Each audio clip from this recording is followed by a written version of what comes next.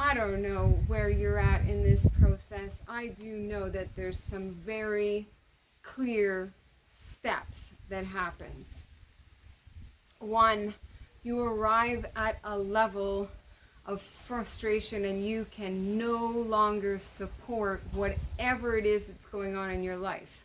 When I arrived at that place, I had arrived at the North American dream. I had a big company with lots of clients and employees. I had a beautiful apartment. I had an amazing SUV. I could travel anywhere I wanted to.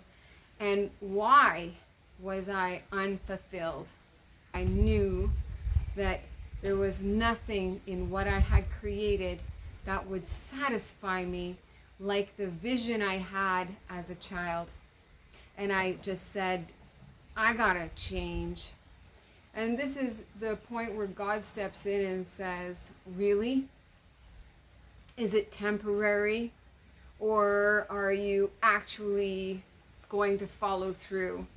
Here, let me just help you decide. Let me take away the relationship you have in your life, the longest lasting relationship you've ever had. Let me just take that away. Have you changed your mind yet? Let me clear from you the friends that, hey, they're not that great. They're not really kind to you. They take advantage of you a lot, but you've known them since you were a teenager. Let me take them away. Have you changed your mind yet?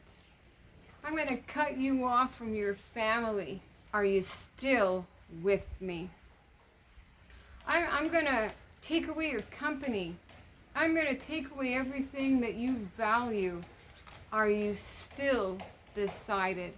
I'm going to see how committed you are then. The only way you're going to get any financial support is if I gift it to you. There will be nothing that you can do that you used to do that will change the situation that you're in. Are you still with me? I'm going to give you everything you need, but nothing that you desired. Are you still with me? And then one day, you start realizing that you can hear his voice clearer and clearer because there is no other noise. There's just no other noise.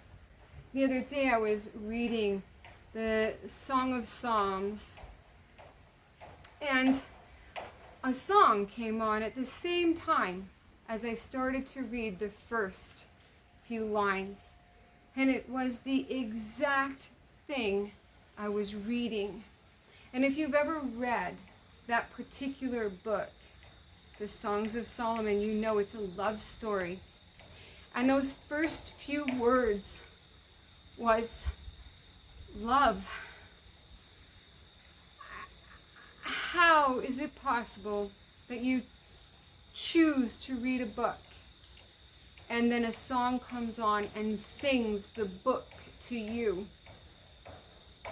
And you just know, I haven't heard from my family in a really long time. I don't have the friends I had anymore. But here comes Jesus, and he answers me and says, you are beautiful, and I'm right here.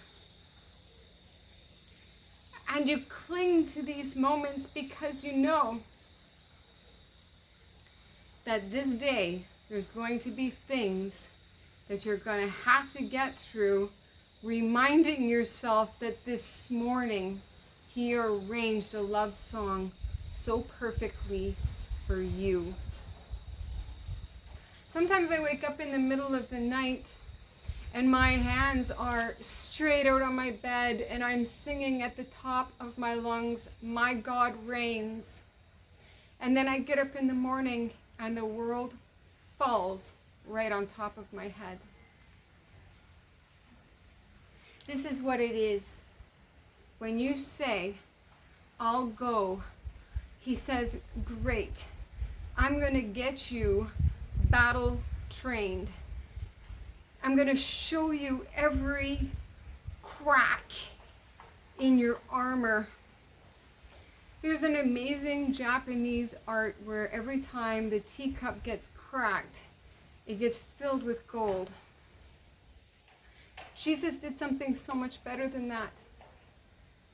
He covered the entire cup with gold, inside and out. And by the time you're done, you will not be able to see the gold-filled cracks from the rest of the cup.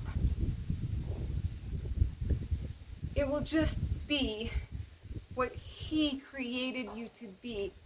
And every single part of you that has ever reflected what the world has spoken over you will no longer be there.